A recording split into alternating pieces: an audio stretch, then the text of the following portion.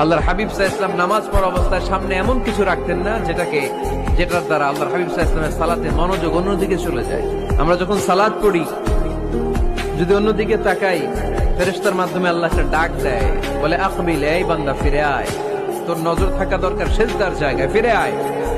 আপনি আবার যখন অন্যদিকে তাকান, আল্লাহ বলে ফিরে আয়, সিজদার দিকে তাকা। আপনি আবার যখন ঘড়ির দিকে তাকান, আল্লাহ বলে আকবিল, ফিরে আয়, সিজদার দিকে তাকা। আপনি যখন আবার অন্যদিকে তাকান, তখন আল্লাহ বলে লা হাজাতা লি ইলা সালাতি, তোর এই নামাজের দরকার আমার নাই। নাউজুবিল্লাহ পড়বেন না?